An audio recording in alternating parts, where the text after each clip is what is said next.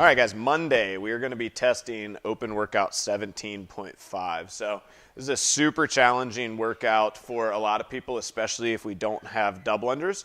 If you don't have double unders yet, make sure that you guys watch our double under video. That kind of goes through what you guys should be working on over the next few weeks, assuming that, we're definitely going to see double unders in some capacity in the open this year, whether or not it's a repeat of this workout or some other variation, but good to start practicing that now.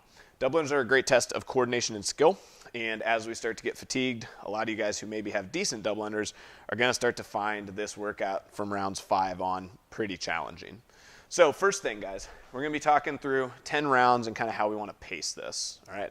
So biggest thing here, guys, is when Coach Mitchell picks up that bar, he wants to make sure that he hits it into a good squat clean and then immediately into that first thruster, and he's got his squat stance and his balance set. Okay, I saw a lot of people in this workout up onto their toes in the squat, and if we are pressing and up through those toes in the squat and then trying to do double unders, your calves and your feet are going to be your limiter on this one. Okay, so we don't want to bleed energy like that. So Coach Mitchell's going to hit a nice squat clean, might hold it a little bit overhead on that first one, make sure his balance is good, breathe, and then he can rep them out from here.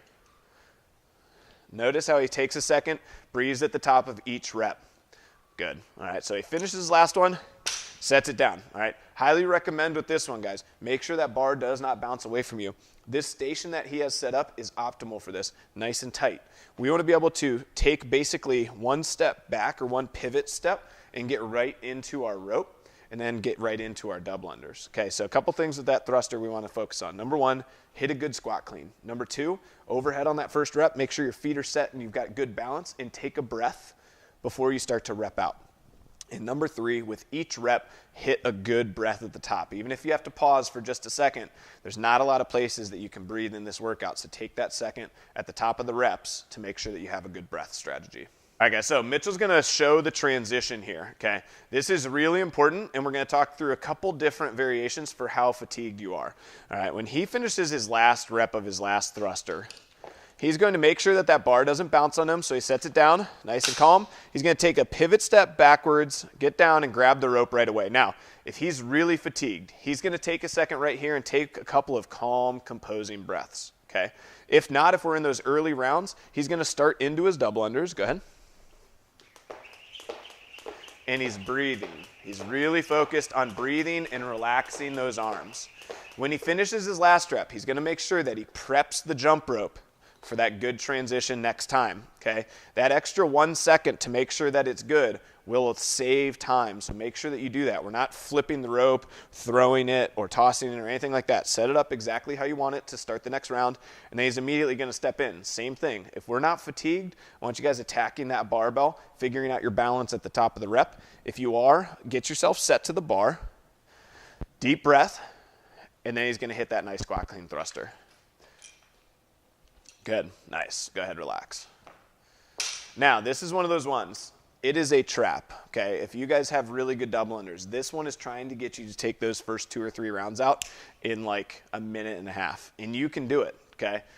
We don't want to though, all right? So force yourself to throttle back just a touch and take about 4 to 6 seconds in between transitions just to breathe, okay? A normal transition might take 3 or 4 seconds on this workout normally, back and forth, but we want to just take a couple seconds extra just to take a couple of breaths here so that our heart rate does not get away from us.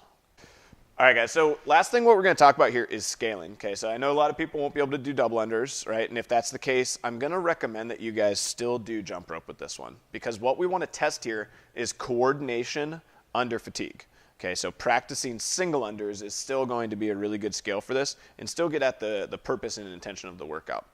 But the weight, we need to get to a point, guys, where we can do this workout unbroken from start to finish. We do not want to have to start thinking about setting that barbell down. If we do have to set the barbell down, I would definitely recommend that you guys try this workout at maybe a 75 or a 55, or if we think in those later rounds that volume of 90 thrusters is going to catch up with you, okay? And we'll show you why real quick here, okay? So Mitchell's going to go up overhead, right? So let's say he's starting his 7th set and he's just dying, right? He's getting real fatigued. Go ahead, give me like 3 more. He's maybe fading up to his toes. He's losing his balance a little bit forward and like tapping. And then as he finishes his last one, he's struggling. He drops the bar. Okay. now it's moving on him. He's like spitting all over himself, right? He's like, looks half drunk. He gets himself over to the bar, and then usually what we see here is a couple of things, okay? It takes him a long time to pick the bar back up. We lose a lot of time here, okay? Number two, he has to go through that full squat clean range of motion again, and typically what's gonna happen is we are losing our balance forward when we are tired and fatigued in that standpoint. We don't drop the butt enough, and we start to fade and fall forward, okay? It's just not worth the extra time and the extra wasted energy, okay? So it's better for us to practice in a capacity where we go all thrusters unbroken on this workout, and we have fast transitions. So if you guys are in between, scale down about 20 pounds, maybe 10 pounds for the ladies, to get yourself in a better situation to go fast, okay? We really want to be thinking about fast transitions here. All right, guys, last thing. So let's say Coach Mitchell here has been working on his double unders, and they're getting a little bit better, and he can maybe do 5 to 10 unbroken, or maybe 3 to 7, somewhere in that range. But 35 or 350 in a workout is like, that's a daunting task, okay? It is very important for us to practice double unders under fatigue, and the thrusters will certainly do their job in that way.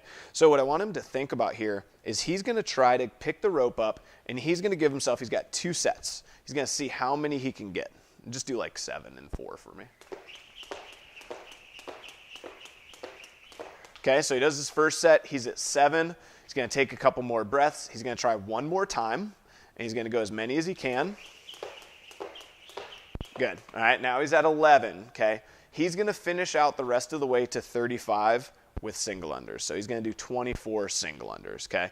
And again, because we want to keep moving, we want to be practicing with the rope, but we also still want to be practicing double unders under fatigue. What you guys might find is you might surprise yourself in those later rounds and maybe get a bigger set unbroken because our body starts to take over a little bit naturally, and we just kind of stop thinking about it so much. So still practice, still try the double unders each round, okay? You certainly might frustrate yourself. You're probably going to have a couple times where you go 0 and 0, and that's fine, right? Just accept it as something for progression moving forward, okay? But that's a good way for you guys to think about how we're going to scale those double unders as we go.